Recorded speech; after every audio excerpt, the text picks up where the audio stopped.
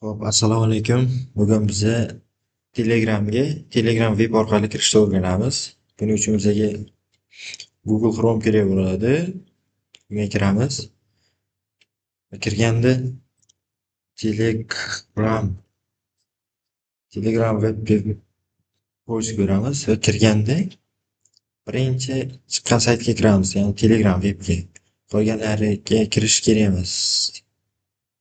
Atak bunga kiramiz. Kirganimizda tak tak tak tak. Shunaqa oyna chiqadi. Bunda QR kod orqali kirasanmi, nomer orqali kirasanmi degan joyi bor. Va bu yerda tilni almashtirish bor. Biza nomer orqali kirib qo'ya qolamiz.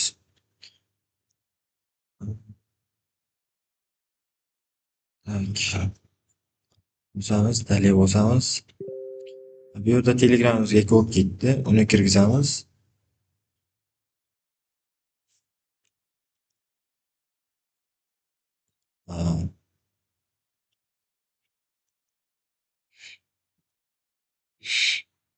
Va bu yerda yana chiqdi ikki bosqichli kod. Ya'ni Telegram ikki bosqichli. Uni kodini kirgizamiz. Va mana Telegramga kirdi. Telegramga kirganda nastroykasini o'rganib chiqamiz. Nastroyka. Bu yerda profil, ya'ni bunda rasm qo'ysa, almashtirsa bo'ladi. Bunda almashtirsa bo'ladi. Bu yerda ism, familiya, bio bu va bu yerda username bo'ladi.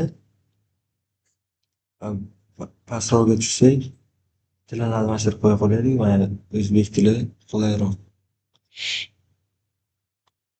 Bu yerda umumiy sozlamalar, xabar shrift o'lchami, ya'ni harflar o'lchami kattaligi, bu yerda mavzular, bu yerda vaqt formati, shular joylashgan. Va animation and performance. Bu yerga kirganimizda lots of stock.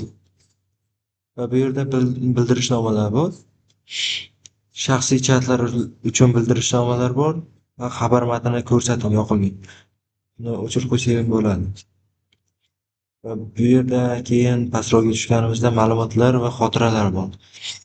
Bu yerda rasmlarni avtomatik yuklab olish, kontaktlar, boshqa saytlar, guruh chatlar, kanallar va video giflarni avtomatik yuklab qolish. Shiraslar. Buni hammasini o'chirib qo'ysak yaxshiroq bo'ladi. Chunki hamma narsani yuklab tashlavermaydi. Va bu yerda maxfiylik va xavfsizlik. Bloklangan foydalanuvchilar, ikki bosqichli tekshiruv, faol veb-saytlar. Bu yerga kirganimizda parolni almashtirsak bo'ladi. Emailni tiklasak bo'ladi. Parolni faolsizlantirsak bo'ladi. Bu yerda maxfiylik. Telefon raqamini kimlar ko'rishi mumkin? Hech kim qilingan menda telesoch. Profil rasmlarini kim ko'rishi mumkin? Mana hech kim qilingan va har doim ruxsat berilganlar bo'ladi. Bu yerda oxirgi faollik hech kim o'shandan to'g'rilab ketsa bo'ladi. Profil rasmlari hamma turibdi. Bu yerda shunga o'xshash narsalar bor.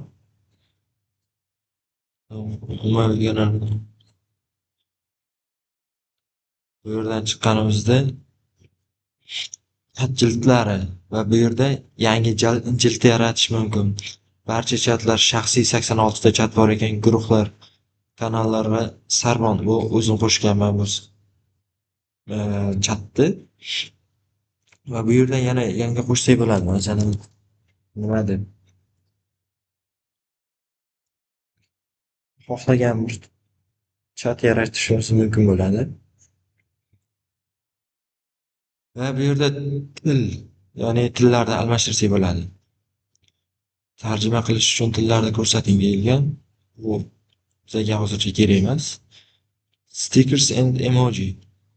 Bu yerda 40 ta stikerlar bor. Emojilar orqali taklif va reaksiyalar. Shular joylashgan. Keyin bu Telegram Premium, My Stars, My Tone, Senda Gift bular joylashgan. Bular kerak emas. Va bu yerda tug'ilgan sana ham joylashgan bo'ladi. A, Endi Telegramdan chiqib ketish uchun mana shu 3 ta nuqtani bossak, chiqish chiqadi. Uje bossak, Telegramdan chiqib ketadi. Mana Telegramdan chiqib ketdi bu. Shu bilan Telegramni ham ko'rib chiqdik. Rahmat hammaga. Charchadim.